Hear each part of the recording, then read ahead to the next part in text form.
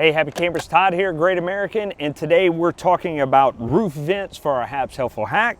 These are really easy to change out. If you have a max air vent on the roof, you got to remove that first. Then we come inside, remove our 4 screws. When you pull this down, there may be a little bit of sawdust and stuff. Once you get that out of the way, you want to go ahead and run your vent up, and then this will take a Phillips head bit. That first bit was a square head or Roberts head bit. Number 2, Phillips head bit. Pull your little handle off right there. Put your fingers right here in these 2 slots.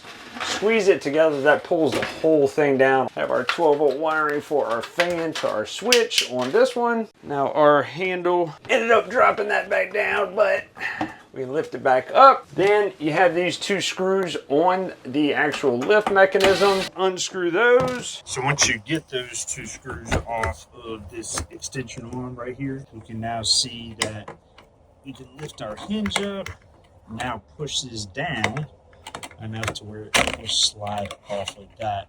I usually just turn it sideways so it doesn't fall through. Now we can go ahead and remove our lid right here. Like I said, some of them are going to slide out, some of them are going to click in. Every one of them is going to be different. Once you get your new lid put on there, you're going to go ahead and put your extending arm back on. Make sure you have it to where it pivots towards the back of the vent, right? So this should be leaning that way. I'm going to slide that back on. There we go, got that back on, and just let it drop back down. Now we can see that our piece is back on there. We're going to go ahead and screw this back in. Put our vent back up. It just clicks. We see our 2 tabs there. We can see our 2 teeth right there that they click into.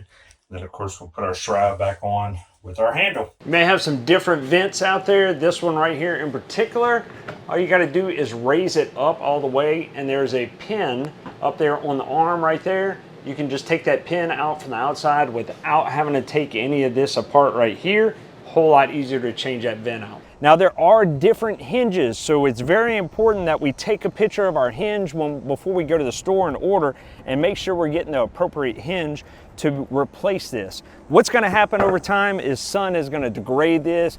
Hail damage, stuff like that can crack these kind of things once they get messed up from the sun damage.